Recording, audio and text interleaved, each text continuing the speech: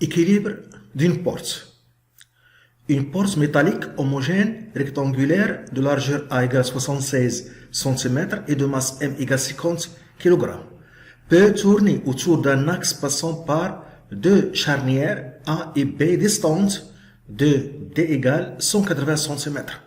À l'équilibre, la réaction RA en A est horizontale. On néglige les frottements et on donne G égale 10 N par kg. 1. Faire le bilan des forces appliquées à la porte. Donc, dans cette position, la porte est en équilibre. Il est soumis à son poids P, à la réaction de la charnière en A et à la réaction de la charnière en B. 2. Calculer l'intensité de la réaction RA de la charnière en A. Pour cette question, on va appliquer le théorème du moment car la porte est en équilibre. Et on va calculer les moments par rapport à une droite perpendiculaire à la porte et passant par B pour se débarrasser de RB qui est inconnu. 3. Déterminer les caractéristiques de la réaction RB en B.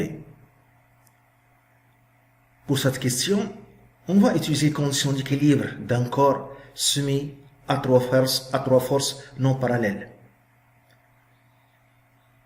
Les conditions d'équilibre sont les droites d'action sont coplanaires et concurrentes, passent par le même point, et la somme vectorielle des trois forces est nulle. 4. Calculer l'angle β que fait la réaction RB avec la verticale. 1. Le bilan des forces appliquées à la porte.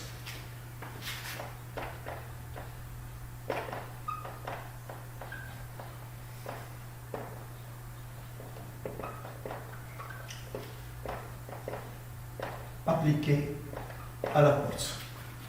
Voilà, c'est le schéma.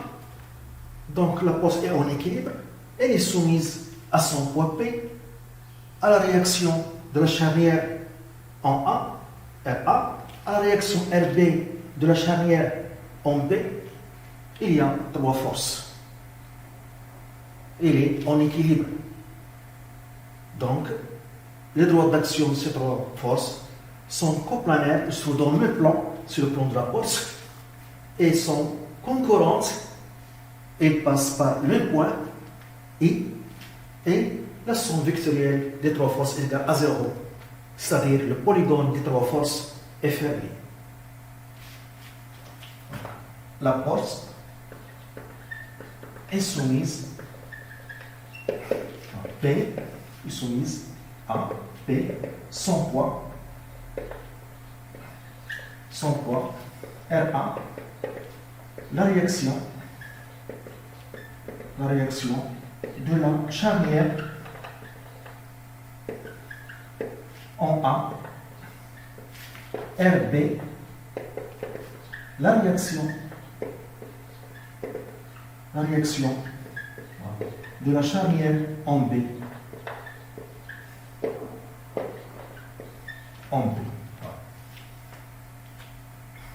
Deuxièmement, l'intensité de la réaction RA.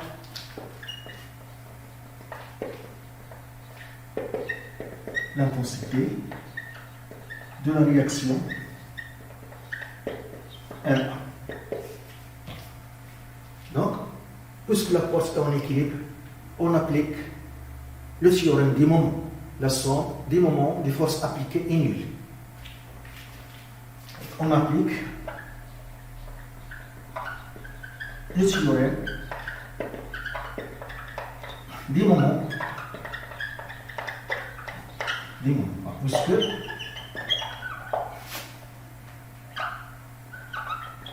la porte est en équilibre. La somme des moments des forces appliquées par rapport à une droite delta égale à 0. On va choisir la droite delta passant par B et perpendiculaire à la porte. pour se débarrasser de RB. Dans ce cas, le moment de RB par rapport à cette droite est nul, car la réaction RB coupe la droite delta. Donc, on calcule les moments par rapport à une droite passant par B et perpendiculaire à la porte.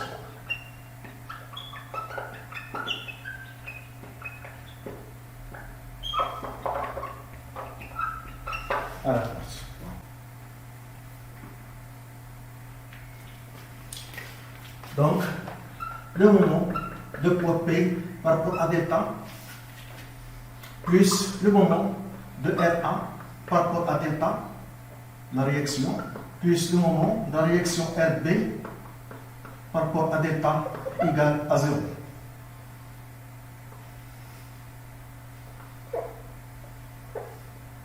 Égale à 0.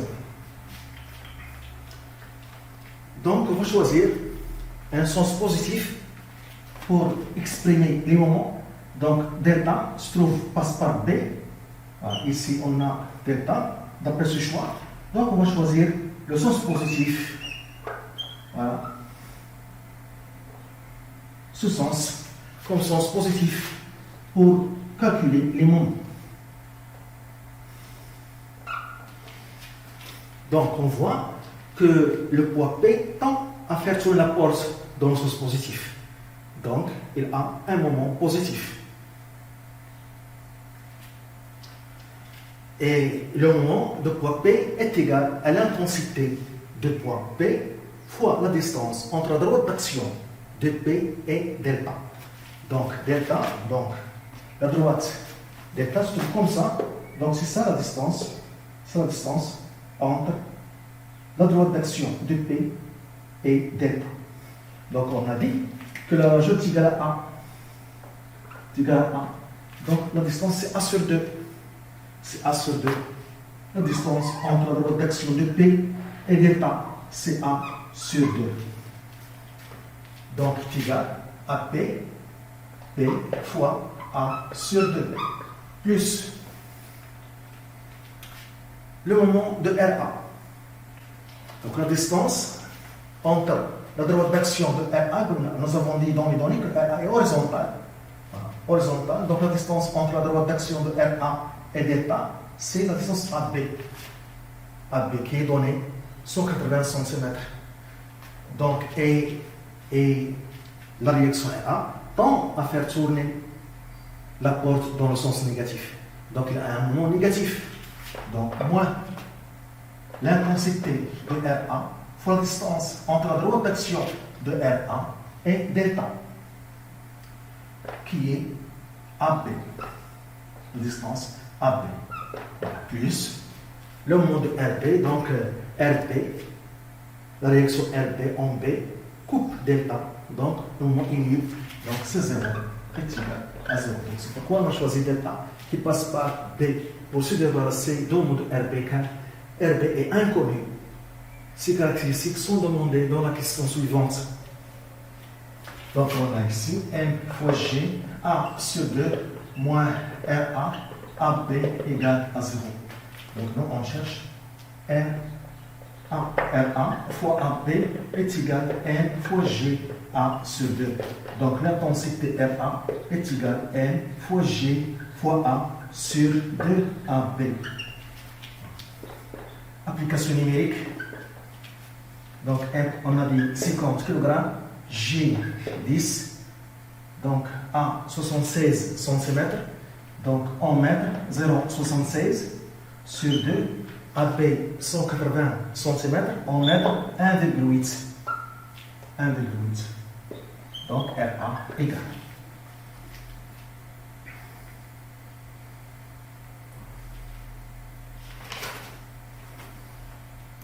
Donc on trouve 105,5 newtons. 105,5 newtons.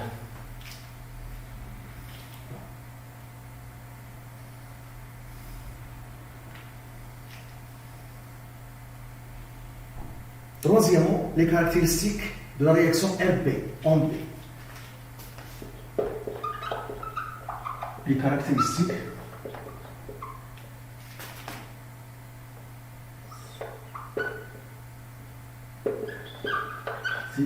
de RB en B. Donc, le point d'application, c'est le point B. La droite d'action, sa droite passant par B et le point d'intersection I. Et le sens de RB vers le haut, de B vers I. D'après la construction de polygone, on va voir que RB vers le haut, son sens de B vers I. Donc ici, on va appliquer les conditions d'équilibre d'un corps soumis à trois forces non parallèles. Donc, puisque la force est en équilibre, donc est soumise à trois forces non parallèles, donc les droites d'action de ces trois forces sont concurrentes, c'est-à-dire elles passent par le même point, et coplanaires, sont dans le même plan, et la somme vectorielle des trois forces est nulle, c'est-à-dire le polygone est fermé. Donc, puisque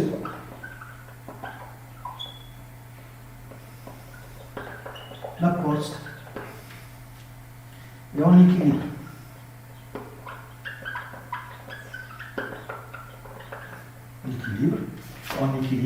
est soumise à trois forces non parallèles.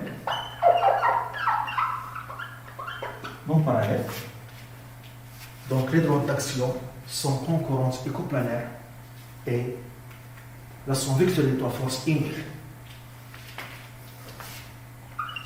Les droites, la première condition, les droites d'action sont coplanaires et concurrentes, passent par le même point et concurrentes.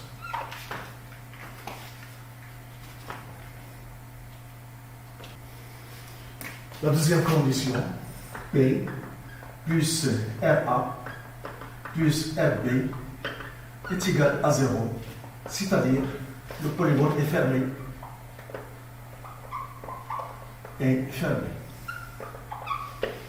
Voilà. Donc, on trace le polygone de ces trois forces. Donc, on a P vertical,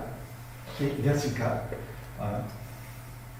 P vertical vers le bas, RA horizontal vers la gauche, RA, et RB ferme le polygone, donc vers le haut, donc RB vers le haut.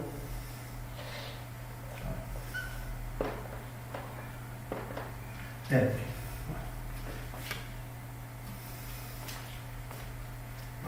Donc les caractéristiques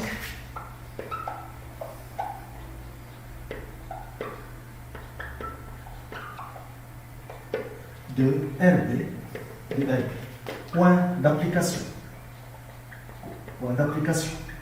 B, le point B, droite d'action,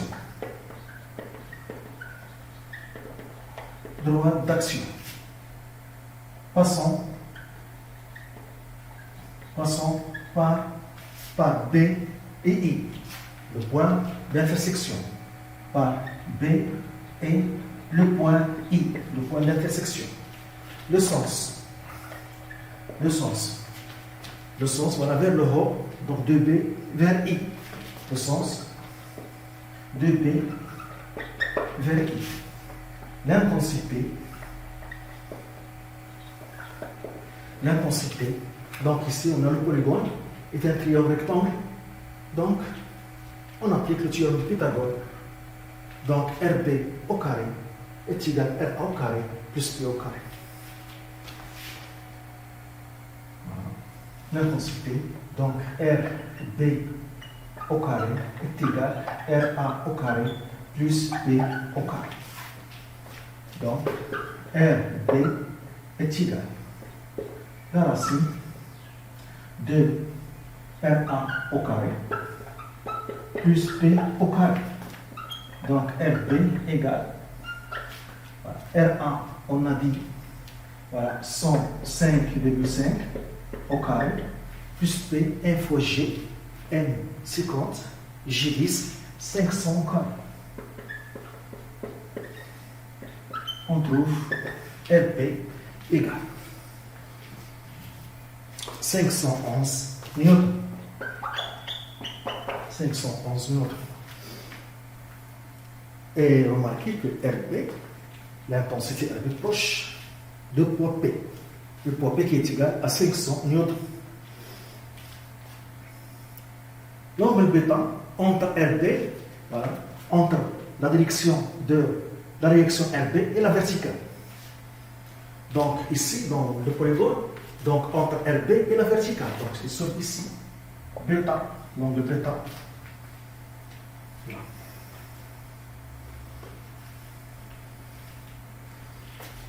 Donc, quatrièmement, l'angle bêta.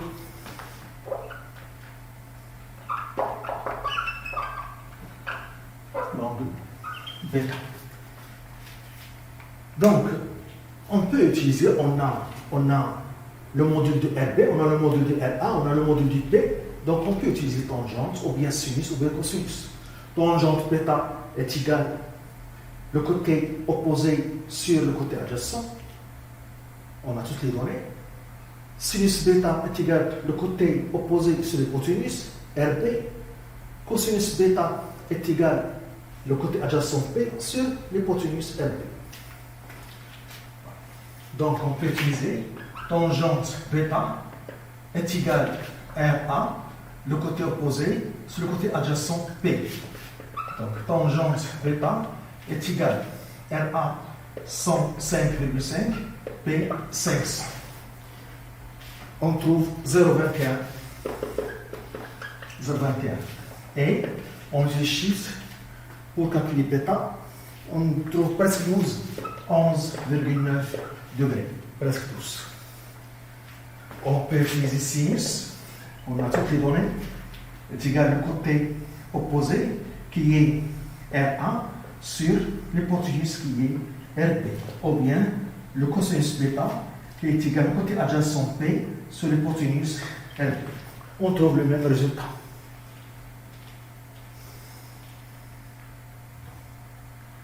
On a déterminé l'intensité de RB par la méthode géométrique. On peut utiliser la méthode analytique.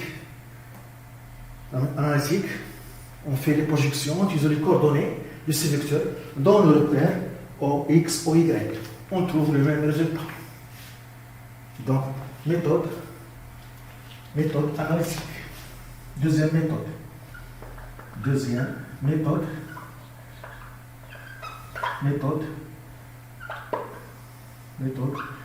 analytique. On utilise les projections, on utilise les coordonnées dans le repère au X ou Y. Donc on a P plus R1 plus RB égale à 0. Donc par projection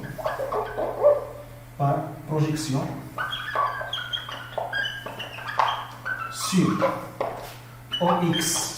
OX, on trouve Px plus RAX plus RBX égale à 0. Sur OY, on trouve PY plus RAY plus RBY égale à 0. Donc on a deux équations. On cherche les coordonnées. À Px, P est perpendiculaire à l'axe X. Donc la projection d'origine se trouve ici. La projection d'extrémité se trouve en même point. La projection orthogonale. Donc on obtient un point. Donc Px est égal à 0. Plus RAX. On projette R1 sur l'axe OX. Donc la projection de R1, de la réaction R1 sur OX dans toute la longueur R1. mais la projection d'extrémité se trouve dans la région négative. Donc RAX, il est négatif. Donc c'est plus moins RA, moins de la coordonnée qui est négatif. Et RA, c'est l'intensité positive qu'on cherche ici. Voilà. Plus, voilà, plus RBX. RBX. Donc RB, on projette ça. RB sur l'axe X.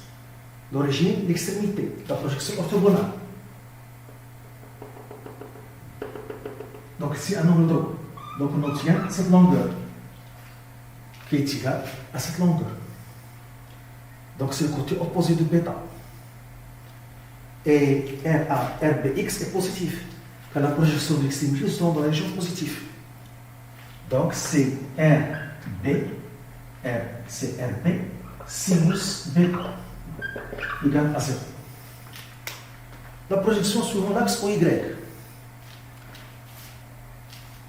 PY.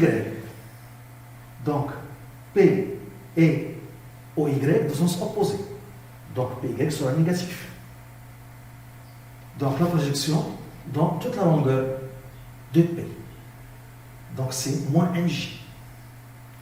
Moins MJ car P et J ont des sens opposés.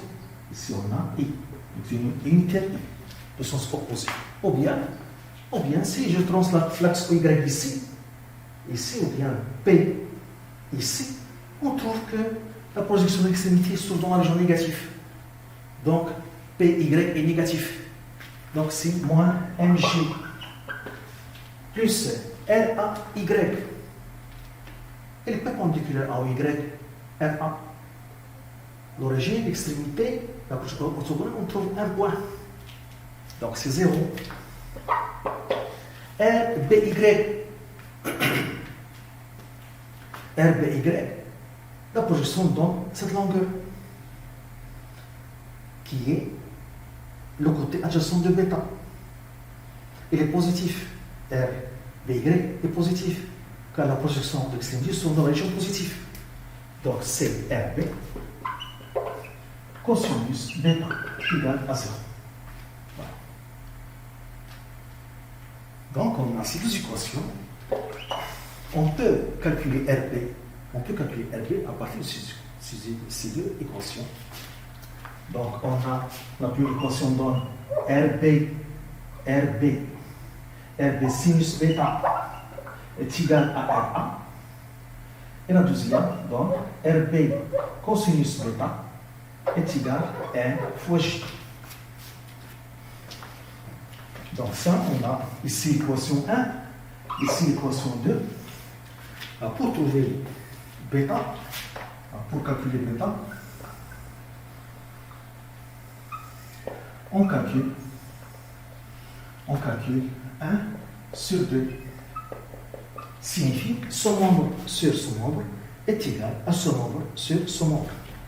Donc RB sinus bêta sur RB cosinus bêta est égal à RA sur 1J. On simplifie par RB et sinus bêta sur cosinus bêta, c'est tangente bêta, est égal à RA sur 1J. Donc, on trouve le même résultat. Donc, RA, c'est 105,5, MJ, 500. Voilà. 0,21. Et bêta est égal à 11,9 degrés, presque 12 degrés.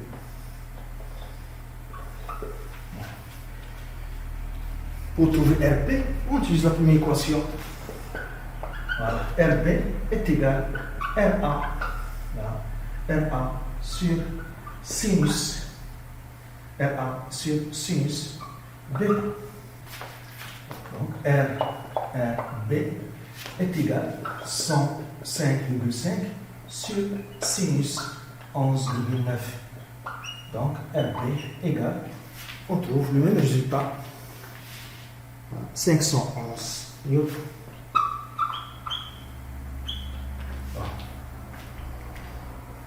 Donc ici, on voit que le poids de la porte est 500 Newton et RP égale 511 Newton.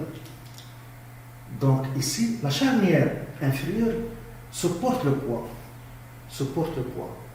car la réaction en B est presque égale au poids de la porte. Et la charnière qui se trouve supérieure, R, qui applique la réaction RA, annule le moment de poids P qui tend à faire basculer la porte vers la droite.